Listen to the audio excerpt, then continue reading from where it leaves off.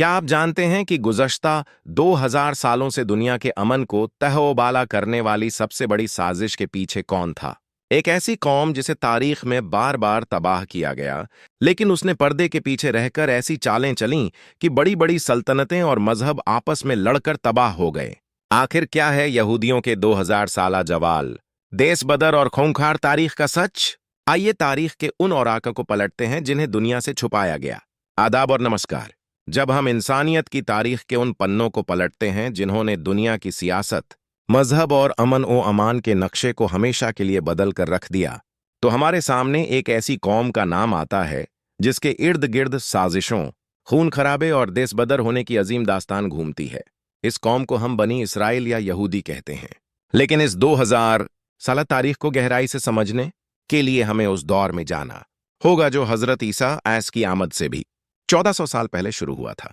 हजरत मूसा store से लेकर हजरत ईसा अस तक का यह 1400 बरस का दौर कोई आम दौर नहीं था। यह वह जमाना था जब अल्लाह ताला ने बनी इज़राइल को दुनिया की तमाम कौमों पर फजीलत अता की थी, उन्हें नबूवत की नेमत से नवाजा, उनके अंदर एक से बढ़कर एक अजीम नबी और रसूल भेजे। हजरत मूसा आयस के जरिए फ़िरौन की गुलामी से निजात दिलाई, हजरत दाऊद अस और हजरत सुलेमान अस के जरिए उन्हें एक ऐसी आलमी सल्तनत अता की जिसकी मिसाल पूरी इंसानियत की तारीख में नहीं मिलती। हैकल सुलेमानी की तामीर हुई जो तौहीद और अल्लाह की इबादत का सबसे बड़ा मरकज बना। लेकिन जब किसी कौम को नेमतें मिलती हैं और वह उन नेमतों की नाफरमानी, घमंड और तस्सुब से जवाब देती है, तो अल्लाह की सुन्नत हरकत में आती है। बनी इज़राइल ने नबियों को झुटलाना शुरू किया, उनके अहकाम का मजाक उड़ाया, सूद को अपनी मुआशियत का जरिया बनाया और अल्लाह की किताब तौरात के अहकाम में अपनी मर्जी से फेरबदल करना शुरू कर दिया। नतीजा क्या निकला? उस 1400 साल के दौर में बनी इज़राइल ने 2 मर्तबा उरूज की बुलंदियों को छुआ, तो 2 ही मर्तबा ज्वाल की असीम गहराइयों में गिरे। अशूरियों के हाथों बनी इज़राइल को बेरहमी से पीटा गया। फिर सन 587 कब्ले मसीह में बाबुल का खूंखार बादशाह नबूचदनेजर आंधी और तूफान की तरह यरूशलम पर टूटा। उसने पूरे शहर को आग लगा दी, लाखों यहूदियों को गाजर मूली की तरह काटकर फेंक दिया और हजरत सुलेमान ऐस के बनाए हुए मुकद्दस हैकल सुलेमानी को पूरी तरह जामिंदोज कर दिया। तौरात के असल नुस्खे जलकर राख हो गए और बनी इज़राइल को कैदी बनाकर बाबुल ले जाया गया। 150 सालों की जिल्लत के बाद जब वे दोबारा लौट कर आए और सेकंड टेम्पल तामीर किया, तो कुछ ही अरसे बाद यूनानियों और फिर रोमनों ने उन पर कब्जा कर लिया और उन्हें अपनी गुलामी की जंजीरों में जकड़ लिया। अब हम आते हैं उस मोड़ पर जहां से हमारी इस 2000 साल तारीख का असल आगाज होता है। यह हजरत ईसा असैस की आमद का जमाना था। यहां एक बहुत ही बारीक और दिलचस्प नुक्ता है जिसे आम तौर पर तारीखदान और आम लोग नजरअंदाज कर देते हैं। जब दुनिया में नए मिलेनियम या ईसवी कैलेंडर का हिसाब लगाया गया, तो इतिहासकारों से कैलेंडर की गणना में एक अजीब गलती हुई। हजरत मसीह की पैदाइश 25 दिसंबर को मानी जाती है। अब अगर अगला साल 1 जनवरी से शुरू होता है, तो वह 6 दिन पिछले साल के खाते में चले गए। गणित और तारीख के इस अजीब हिसाब के तहत कहा जाता है कि Jesus Christ was born 1 year before. Christ यानी हजरत मसीह की पैदाइश 1 कबल मसीह में हुई। हजरत ईसा ऐस बनी इज़राइल के आखिरी नबी और रसूल बनकर तशरीफ लाए थे। उनका मकसद बनी इज़राइल की खोई हुई रूहानियत को वापस लाना था। वे तौहीद का पैगाम लेकर आए। उन्होंने यहूदियों के उलेमा और फरीसियों की ढोंगबाजी, सूदखोरी और दिखावे पर करारा प्रहार किया। लेकिन यहूदी उलेमा और रब्बियों का रवैया हसद, दुश्मनी और तस्सुब से भरा था। वे यह बर्दाश्त न कर सके कि एक ऐसा नबी आए जो उनके बनाए हुए निजाम को चुनौती दे। उन्होंने हजरत ईसा असन के मौजज़ाती जन्म पर उंगली उठाई और हजरत मरियम अस को इस पर तोहमतें लगाईं।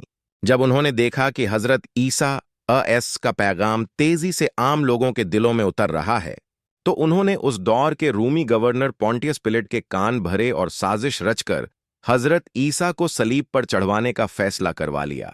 सन 33 ईस्वी में जब हजरत ईसा अस की उम्र मुबारका सिर्फ 33 बरस थी, यहूदियों ने अपनी तरफ से पूरी साजिश मुकम्मल कर ली थी। उनके गुमान में उन्होंने हजरत मसीह को पकड़वा दिया और सलीब पर चढ़वाकर मार डाला। लेकिन हकीकत क्या थी? यहां तीन बड़े धर्मों के अकायदे में एक गहरा इख्तिलाफ और एक अजीब मुश्तरका नुक्ता सामने आता है। यहूदी आज तक घमंड से कहते हैं कि हमने मसीह को सलीब पर चढ़ाकर खत्म कर दिया। ईसाई मानते हैं कि हजरत ईसा को सलीब पर चढ़ाया गया, उनकी वफात हुई, लेकिन 3 दिन बाद वे अपनी कब्र से दोबारा जिंदा होकर उठे और फिर आसमान पर चले गए। लेकिन कुरान पाक ने सूरह अन-निसा में साफ और बेबाक शब्दों में ऐलान फरमा दिया कि वह मां कतलूहु व मां सल इस्कपिहु वलाकिन शुब्बिहा लहुम, यानी न तो उन्होंने उन्हें कत्ल किया और न ही सलीब पर चढ़ाया, बल्कि उनके लिए शुक व शुबहा पैदा कर दिया गया। अल्लाह ताला ने अपने पाक रसूल को यहूदियों के नापाक हाथों से बचाकर जिंदा आसमान पर उठा लिया। यहां ध्यान देने योग्य बात यह है कि मुसलमानों और ईसाइयों के बीच एक बात पूरी तरह से मुश्तरका है, वह यह कि हजरत ईसा जिंदा आसमान पर उठाए गए हैं और वे कयामत से पहले दोबारा दुनिया में तशरीफ लाएंगे। फर्क सिर्फ इतना है कि ईसाई समझते हैं कि वे मरकर जिंदा हुए, जबकि मुसलमान मानते हैं कि उन्हें सलीब पर चढ़ने से पहले ही अल्लाह ने हिफाजत से ऊपर उठा लिया था। हजरत ईसा को सलीब पर चढ़वाने की कोशिश करके यहूदी कौम अल्लाह के अजाब अकबर की मुस्तहिक बन चुकी थी। लेकिन अल्लाह की सुन्नत यह है कि वह एकदम से तबाही नहीं भेजता, बल्कि संभलने की मोहलत देता है। अल्लाह ताला ने उन्हें 37 बरस की मोहलत दी। लेकिन जब यहूदियों की सरकशी और बगावत कम होने के बजाय और बढ़ती गई, तो सन 70 ईस्वी में अल्लाह ताला का वह अजाब बरसा जिसने यहूदियों का वजूद हिलाकर रख दिया। यहूदियों ने रूमी सल्तनत के खिलाफ जबरदस्त बगावत कर दी थी। रोम का एक बेहद खूंखार और निर्दयी जनरल था, टाइटस अपनी विशाल रूमी फौज लेकर यरूशलेम की तरफ बढ़ा। उसने पूरे शहर का मुहासिरा कर लिया। जब राशन और पानी खत्म हो गया तो टाइटस की फौज ने यरूशलेम के दरवाजे तोड़ दिए। तारीख गवाह है कि सन 70 ईस्वी के उस एक दिन में 1,30,000 यहूदियों को एक ही दिन में कत्ल कर दिया गया। यरूशलेम की गलियां यहूदियों के खून से लाल हो गईं। टाइटस ने उस हैकल सुलेमानी को, जिसे यहूदियों ने दोबारा तामीर किया था, पूरी तरह जमींदोज कर दिया। हैकल की पत्थर से पत्थर बजा दी गई। आज उस अजीम हैकल की जगह सिर्फ एक दीवार बची है, जिसे यहूदी गिरिया ओझारी की दीवार कहते हैं, जहां वे आज भी सिर पटक पटक कर रोते हैं। टाइटस ने अपनी तलवार हवा में लहराते हुए यहूदियों के लिए एक ऐतिहासिक फरमान जारी किया कि ए यहूदियों, इस सरजमीन फिलिस्तीन से हमेशा के लिए दफा हो जाओ। आज के बाद अगर कोई यहूदी फिलिस्तीन की जमीन पर नजर आया तो उसकी गर्दन काट दी जाएगी। सन 70 ईस्वी का यह दिन यहूदियों की तारीख में दौर ए इंतशार द डायस्पोरा का आगाज साबित हुआ। देश बदर होने की यह दास्तान कोई 2-4 साल की नहीं थी, बल्कि यह सन 70 ईस्वी से लेकर सन 1917 तक, यानी पूरे 1847 सालों तक जारी रही। यहूदी बेघर हो गए। उनका कोई मुल्क नहीं रहा, कोई सरजमीन नहीं रही, कोई मरकज नहीं रहा। वे पूरी दुनिया में तितर बितर हो गए। कुछ यहूदी अफ्रीका के जंगलों और सहराओं की तरफ भाग गए, कुछ यूरोप के ठंडे मुल्कों में जाकर शरणार्थी बन गए, कुछ एशिया के अंदर फैल गए और कुछ यहूदी अरब के खित्ते की तरफ निकल आए। अरब में आकर आबाद होने वाले यहूदियों के 3 बड़े और मशहूर कबीले थे, बनु कैनका, बनु नजीर और बनु कुरैजा। ये तीनों कबीले भागकर मदीना मुनव्वरा के अराफ में आ बसे।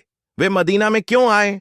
क्योंकि उनकी पुरानी आसमानी किताबों में लिखा था कि आखिरी नबी सल्लल्लाहु अलैहि वसल्लम की आमद खजूरों वाले शहर यस्रिब में होगी। वे इस उम्मीद में मदीना आए थे कि आखिरी नबी बनी इस्राइल में से होगा और वे उसकी क़यादत में पूरी दुनिया पर राज करेंगे। लेकिन यहूदियों का बुनियादी आलमी मस्कन और घर तो फिलिस्तीन था।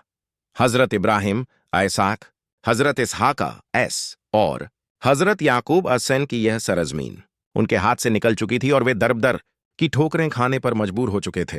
डायस्पोरा के पहले 300 सालों तक यहूदियों और ईसाइयों की जिंदगी बड़ी अजीब और दर्दनाक रही। उस दौर में रूमी सल्तनत के हुक्मरान बुत परस्त थे। वे न तो यहूदियों के खुदा को मानते थे और न ही ईसाइयों के मसीह को। रोमनों के नजदीक ईसाई कोई अलग मजहब नहीं था, बल्कि वे समझते थे कि यह यहूदियों ही का एक गुमराह और बागी फिरका है।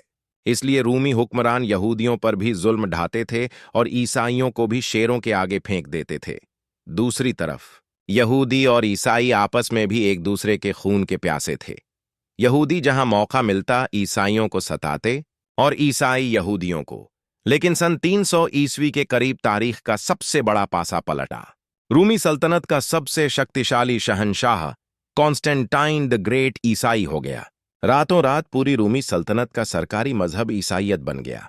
अब ईसाइयों के मजे आ गए और यहूदियों पर कयामत टूट पड़ी। ईसाइयों के नजदीक हजरत ईसा खुदा के बेटे थे और उनके दिमाग में यह बात पूरी तरह बैठी हुई थी कि इस खुदा के बेटे को सलीब पर चढ़वाने वाले यहूदी थे। इसके बाद पूरे यूरोप में यहूदियों की वह धुनाई और जिल्लत शुरू हुई जिसकी मिसाल इंसानी तारीख में नहीं मिलती। यहूदियों को ईसाइयों के शहरों में रहने की इजाजत नहीं थी। उन्हें शहरों के बाहर गंदी, तंग और दीवारों से घिरी बस्तियों में रहने पर मजबूर किया गया, जिन्हें गेटो कहा जाता था। शाम के बाद इन गेटों के दरवाजे बंद कर दिए जाते थे। यहूदियों को अपने कपड़ों पर पीले रंग का एक बिल्ला लगाना पड़ता था ताकि दूर से पहचान लिया जाए कि यह यहूदी है। यूरोप की जबानों में यहूदी शब्द एक गाली बन गया। जैसे समाज में सुअर या खिंजीर का नाम नफरत और घिन से लिया जाता है, वैसे ही यूरोप में किसी को यहूदी कहना सबसे बड़ी तौहीन समझी जाती थी। कुरान पाक ने इस मंजरनामे की तस्वीर यूं खींची है कि अल्लाह ताला ने ईसाइयों और यहूदियों के बीच कयामत तक के लिए बुग़्ज़, नफरत और अदावत डाल दी। जब यहूदियों के डायस्पोरा को पूरे 500 साल बीत चुके थे, तो सन 571 ईस्वी में मक्का मुकर्रमा की सरजमीन पर हमारे प्यारे आका हजरत मोहम्मद मुस्तफ़ा सल्लल्लाहु अलैहि वसल्लम की विलादत ए सादत हुई। सन 610 ईस्वी में गारे हिरा में वही का आगाज हुआ। हुजूर अभी मक्के ही में थे कि मदीना में बैठे यहूदियों ने आपके खिलाफ साजिशें शुरू कर दीं। वे मक्के के मुशरिकों को गुप्त रूप से खत लिखते थे और उन्हें सिखाते थे कि अगर तुम मोहम्मद का इम्तिहान लेना चाहते हो तो उनसे 3 सवाल पूछो। जुल्करनैन कौन था? असहाबे कहफ कौन थे? और रूह की हकीकत क्या है? सूरह बनी इज़राइल और सूरह कहफ में उन सवालों के सटीक जवाब दिए गए जिससे यहूदी हैरान रह गए।